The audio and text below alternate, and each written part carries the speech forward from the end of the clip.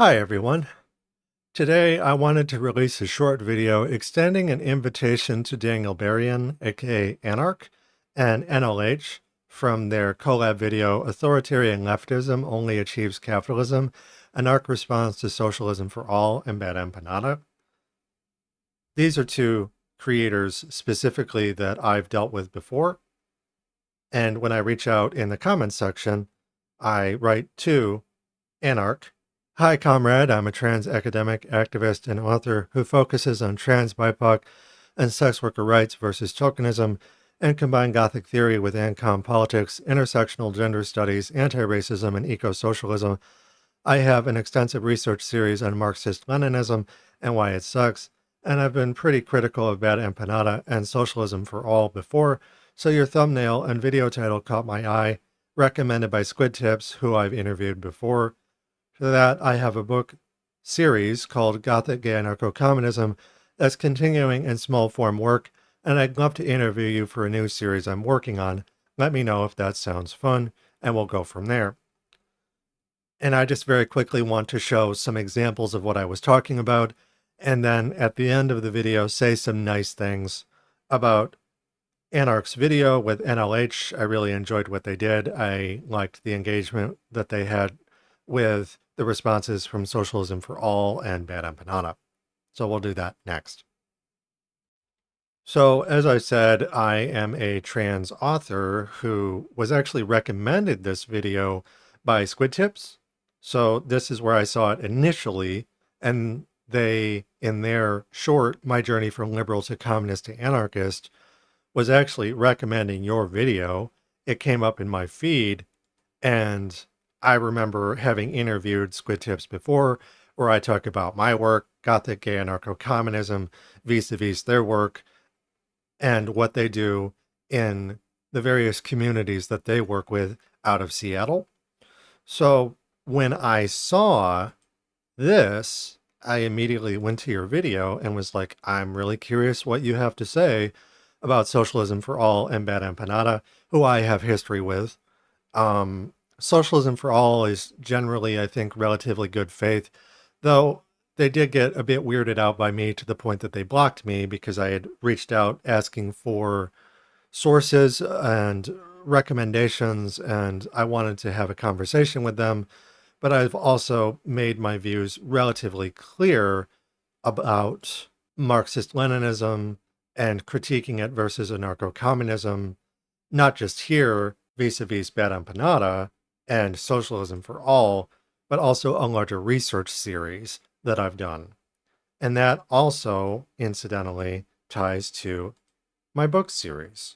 I have basically a larger book series, and then I have a research series on anarcho-communism versus Marxist-Leninism, what I call state vampirism, or feeding through the state mid-abjection, be it openly capitalist or Marxist-Leninist.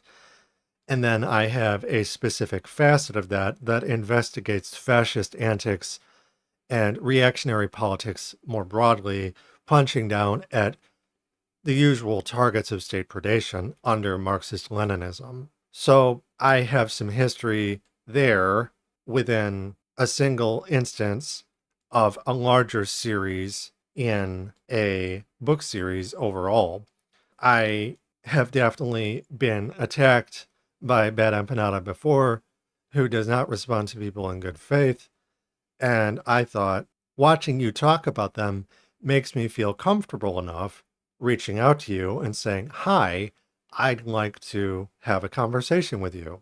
Just because right now, a huge part of the work that I'm doing, Gothic intersectionality, part of a new book that I'm working on, What Dreams May Come, a blog-style book promotion for Volume 6, the Intersection volume, in my larger book series, Gothic Communism, where I'm talking about intersecting with different people outside of my normal comfort zone. Usually I work with trans sex workers, and in this specific essay, Gothic Intersectionality, I reach out to John the Duncan and Jesse Gender, who I've written about before, and am engaging with them in good faith to try and find a path forward and address the issues of capital, state predation, what have you. Me reaching out to you is essentially a continuation of that. To sum everything up, I'm a book author, an anarchist, an anarcho-communist in particular, who has a specific way that I approach these things that sounds like it has similarities with your own work in your own book series. So from one author to another, I felt safe enough to reach out to you based on what you said in your own video. And I would like to interview you as a part of a larger series that doesn't just interview trans people and or sex workers, BIPOC people, what have you, but someone such as yourself, who, as far as I can tell anyways, is a white straight guy. I could be wrong about that, but you give me Squid Tips vibes. You're a grumbler. And I would like to have a talk with you about the work that you do alongside the work that I do, similar to the interview that I did with Squid Tips. I did want to say some things that I appreciated about your video where you were responding to these two creators. I liked that you set things up so that you were establishing your argument vis-a-vis socialism for all in good faith, and you provided a lot of really interesting and informative quotations vis-a-vis Marx, Engels, and various other writers as well, some of whom I'm not as familiar with, but came from a similar time period and throughout history. So from the 19th, 20th, and 21st centuries, I thought that that was very comprehensive. It was easy to follow, and it was very productive. And neither one of you was really attacking the other. You had a fair amount of academic rigor, and you were able to disagree with each other, but still have a productive and educational conversation. And I really like that. And then dealing with Bad Empanada, someone that I've dealt with before who's said that my friends and I read trans, BIPOC, plural, furry, disabled people are useless eaters and that he thinks we should be in the mines. And he said this, going on a year ago now. And watching you respond to him by treating him in bad faith and calling him out on his bullshit was very validating to me, just because so many people won't go near him. And hearing you basically call him out and say in a more polite way than I would the kinds of things that he's guilty of doing was validating as well. But you still use the arguments that you set up when responding to socialism for all to basically undermine what Bad Empanada was doing. So I thought that was very well done. Other than that, I really found me comparing my work to yours. I'm not as well read on academic theory tied to anarchism. I was largely introduced to it through Renegade Cut, a YouTuber who is an anarchist and discussed it at its most basic level as being a horizontal distribution of power. And there are different things that I learned along the way, but that was sort of my introduction to anarchism, and it made more sense to me than state capitalism, state socialism, vulgar communism, vulgar socialism, because you're not just using welfare, as you point out, to placate workers, but you want to change the social alienation that occurs through material conditions in ways that end predation, essentially, that allow a complete restructuring of things. Because Marx himself, from what I understand, argued for a stateless, classless, moneyless society, and I would extend that to a raceless, genderless, rapeless society. The state rapes by design, and they do it through various scapegoats. The state is white, straight, and male. The state is heteronormative, Cartesian, and settler colonial. And this all comes from my work on state vampirism. And hearing you talk about things in terms of it was means, motive, and unity.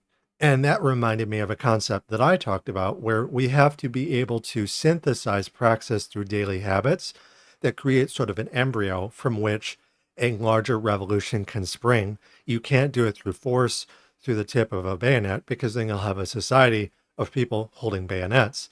It's not just a violent insurrection that seizes hold of the state, because then the state is essentially just the rebels took the Death Star, they didn't blow it up, they didn't deconstruct it, and now they're going to use that technology itself. The power structure is preserved in ways that maintain alienation. So hearing you talk about that I was like, yeah, there wasn't really a lot.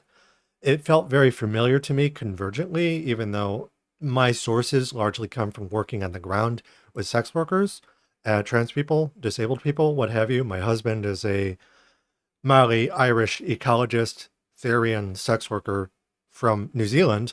And a lot of this stuff is like super familiar to me. But when we talk about socialism, eco-Socialism, they're anarchist leaning like I am. And hearing you talk about all of that, just that phrase, means, motive, and unity, uh, really made a lot of sense to me. And it jived with my own work where I talk about the basics of oppositional praxis, the idea that there's a dialectical material argument that's occurring in ways that are in opposition, workers versus the state, states' rights versus worker rights. And that exists in opposition at the most basic sort of daily register of communication between workers. And we have to cultivate better habits that through the means and the motive, eye on the prize, and whatever we do at the most basic level synthesizes good habits that allow us to apply theory. Good praxis is horizontal arrangements of power, because you have to get to a stateless society and you can't say, we'll do that later. Or you can't say, okay, gay people will let you join the throng later. And there's all kinds of exceptions within Omelis that play out like that historically, where so many things the state excludes through a appeasing of workers to the welfare state, what John the Duncan calls a universal class subject. And that is something that he's mentioned before that had a tremendous impact on my work, where essentially Western Marxism and Marxist-Leninism see a class subject that is white, straight, male, and paid, and from the West, from the global North. So hearing you talk about means, motive, and unity really struck a chord with me in my own work, and the people that I work with am intersecting with right now. That really made a huge impact.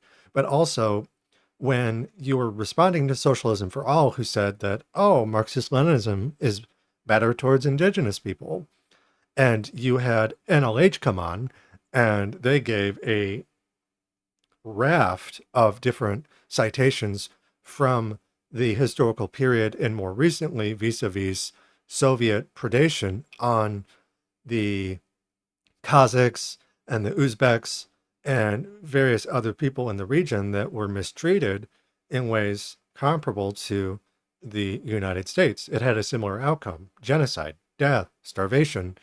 And this incidentally tracked with my own upbringing, where my mother went to the University of Michigan and studied Eastern European studies.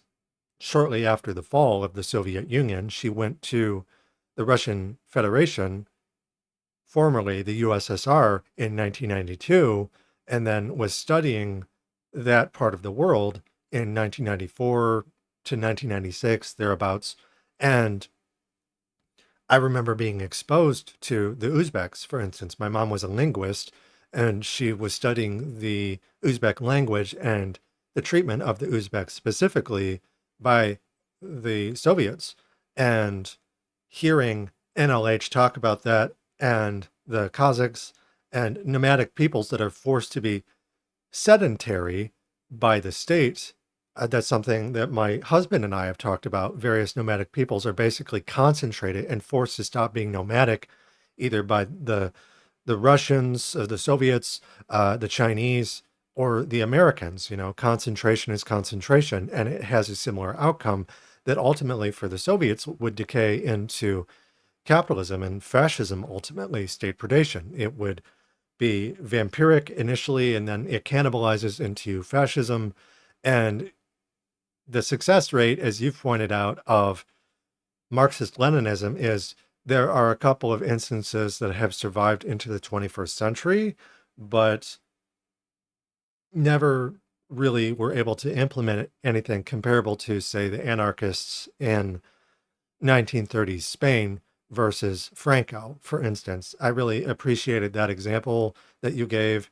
And also, there was an example from Central America as well.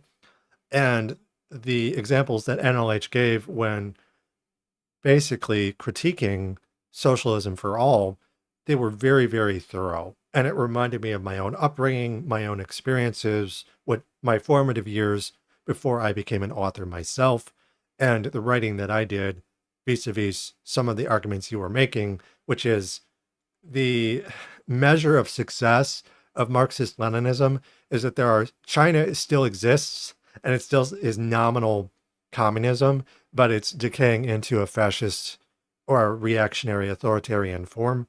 And the differences between neoliberalism and fascism and authoritarian sort of state structures that allows fascism to exist under neoliberalism is something that John the Duncan talks about. I respond to John the Duncan and Jesse Gender as well in their own anti-rape arguments. So Jesse Gender, anti-rape, and John the Duncan, the hidden roots of neoliberal fascism, and I respond to them. I would like to have an interview with you specifically based on all of these things that I've talked about. So I just wanted to give those at the end of the video saying, hey, here's some more specific things. I watched the entire video. I really enjoyed it. You and NLH gave very good criticism of socialism for all, and your handling of Bad Empanada was entirely appropriate given that he is a bad faith dickwad. And honestly, I think you probably could have been a little meaner and I probably wouldn't have poo-pooed you, but you handled him very well. You treated him exactly how he should be treated in this situation. And if you want to know more about Bad Empanada, you can go and read my ratings on him and my thoughts on Marxist-Leninism and socialism for all, for that matter, and Stalinism and basically Soviet and Chinese apologia vis-a-vis Marxist-Leninism. I've done extensive work on that, and I will link that in the description as well as the other things that I'm providing as well. In any event, thank you for watching. If you watched through this, I just wanted to extend the invitation. Your work sounds very interesting. I would like to look at more of it and maybe respond to it when I'm able. I'm kind of in the middle of working on a new book myself, and I have some different interviews planned, but hopefully you get back to me. And if so, I look forward to it. Until then.